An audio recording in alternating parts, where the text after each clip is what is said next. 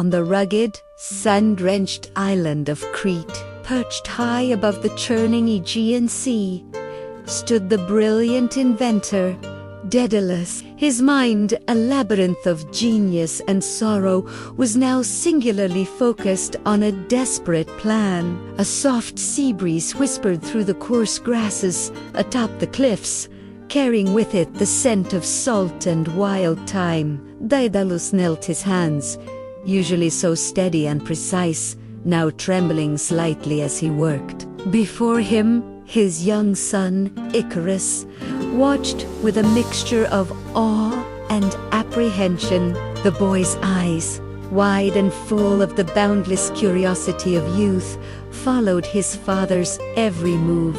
Daedalus was not crafting a clever toy or a magnificent automaton this time. He was forging their very freedom. His expression was a mask of intense concentration, but beneath it, a profound worry etched deep lines around his eyes and mouth.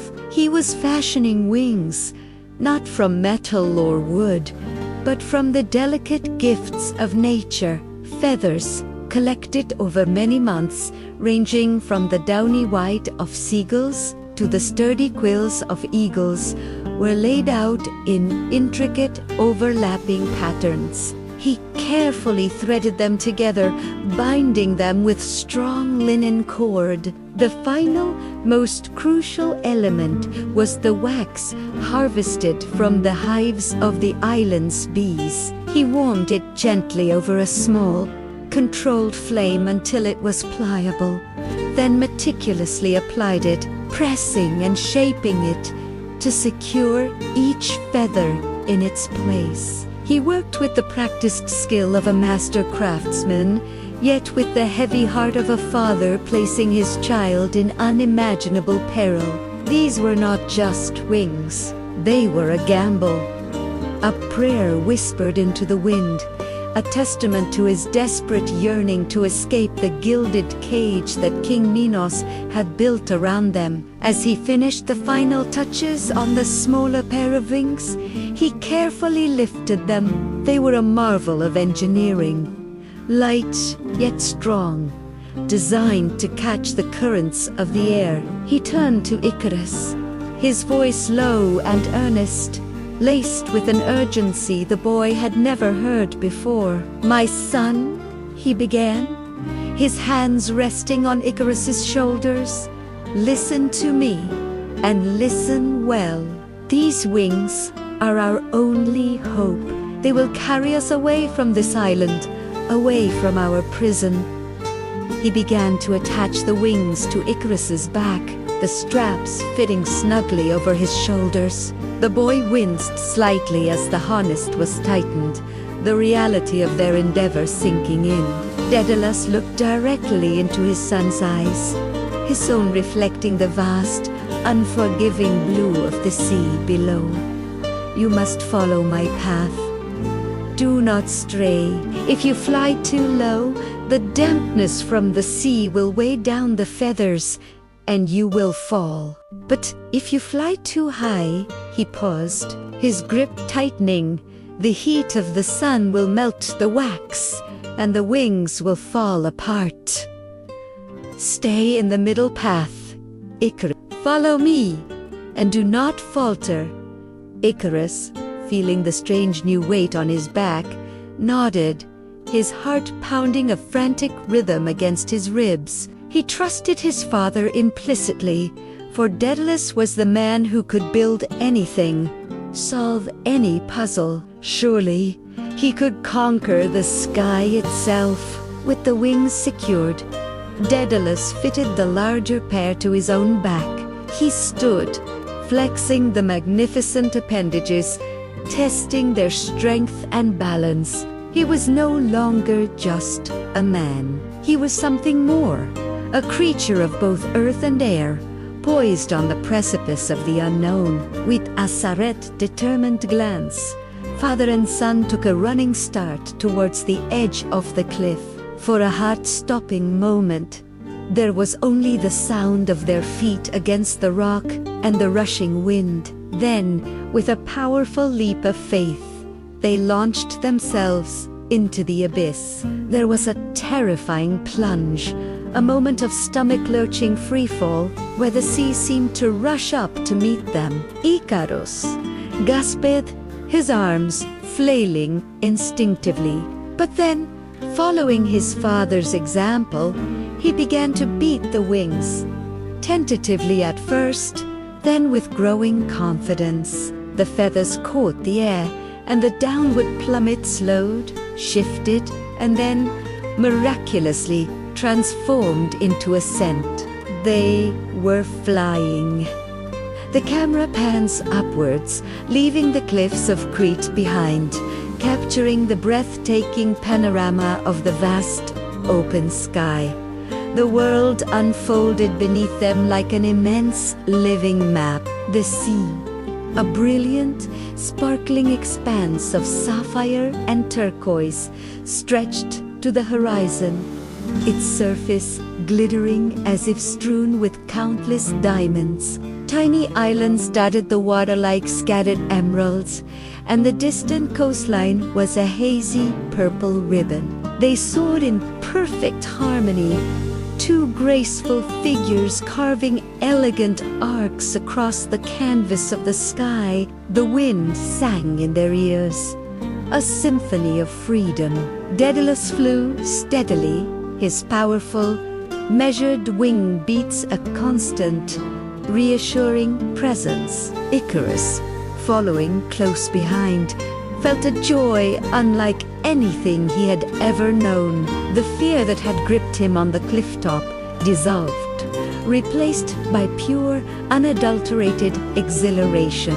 He was a bird, a god, a master of the air. He laughed, the sound carried away by the wind, a pure expression of liberation. The sun warmed his back, and the cool spray of the sea occasionally misted his face. This was life, he thought.